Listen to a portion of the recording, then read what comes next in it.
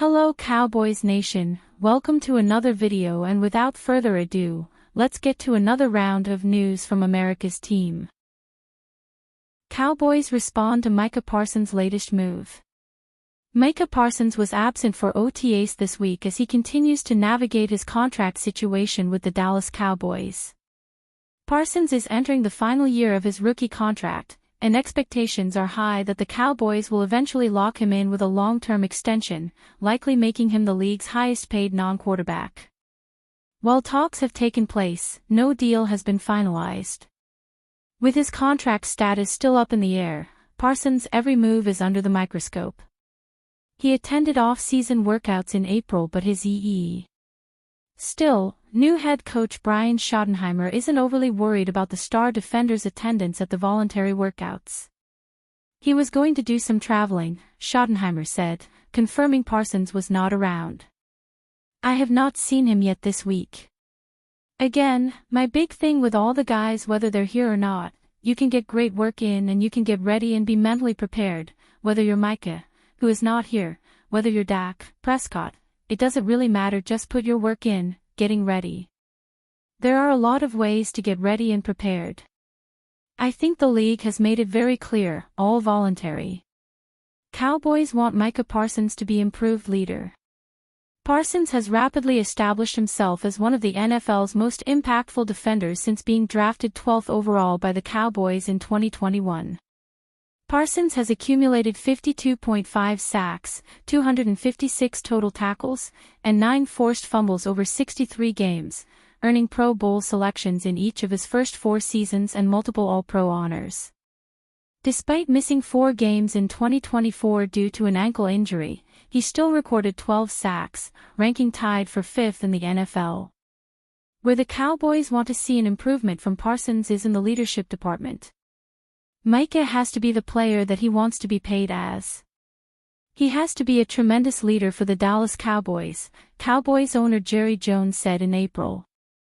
"He has the skill, he has the capacity mentally, and so for us to justify the kinds of dollars we're talking about with any basis, he has to literally lead the way. And he's so substantive that if he's halfway not leading, it's glaring. And so Micah has to really lead. I think he's committed to do that." Shodenheimer just spotlighted a Cowboys OTA standout no one saw coming. If the Dallas Cowboys are going to make it back to the postseason this year, they will need their offensive line to take a significant step forward. The hope is that their young offensive line can gel quickly and become a force. But in order for that to happen, they are going to need multiple young players, Cooper Beebe, Tyler Booker, Tyler Smith, to play the best football of their careers. But arguably the most important player on the offensive line this year is Tyler Guyton, the second-year tackle from Oklahoma. Guyton was the first-round pick by the Cowboys during the 2024 draft, and the hope was that he would step right in and help fill in for Tyron Smith. While he did open the year as a starter, Guyton had a rough rookie season as he dealt with injuries and eventually split time with Chuma Edoga. But the Cowboys haven't given up hope for Guyton. According to Shodenheimer, Guyton has been one of the biggest winners of the offseason for the Cowboys. During his media availability on Thursday, Shodenheimer praised the development of Guyton and his work ethic this offseason. Cowboys left tackle Tyler Guyton sounds primed for a second-year jump. Shodenheimer mentioned that Guyton has not missed a day of off-season workouts and that he's looked terrific. Those statements should ease the minds of Cowboys fans who are worried about the left tackle job going into the 2025 season. Guyton will need to continue to roll the positive off-season momentum into the postseason, but it sure sounds like he's been putting in the work to have a bounce-back season.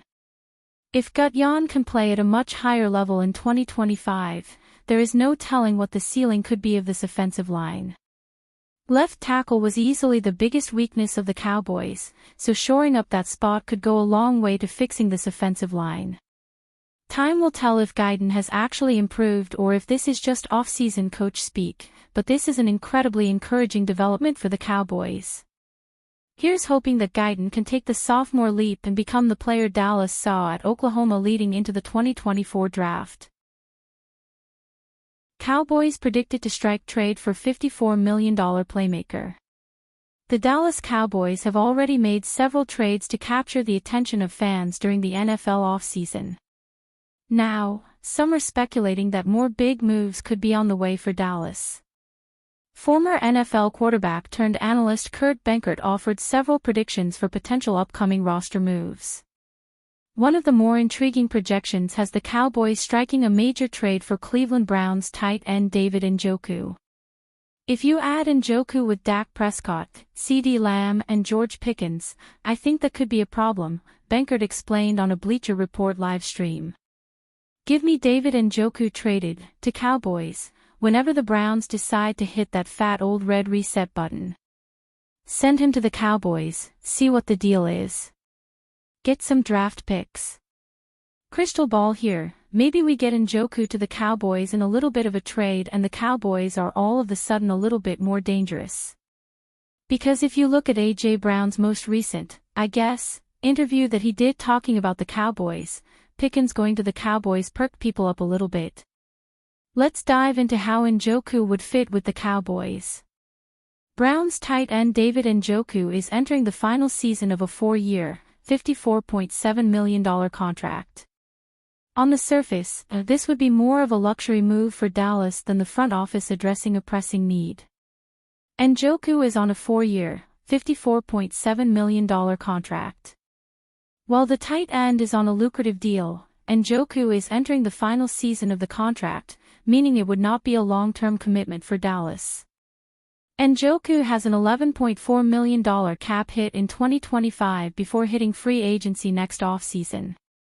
All this makes a deal sound plausible for Dallas, but it does not make it likely. The Cowboys already have Jake Ferguson and Luke Schoonmaker headlining the tight end group. Even if it is a 1-year rental, acquiring Njoku would be an expensive move for Dallas. Njoku posted 64 receptions for 505 yards and 5 touchdowns in 11 appearances during the 2024 season.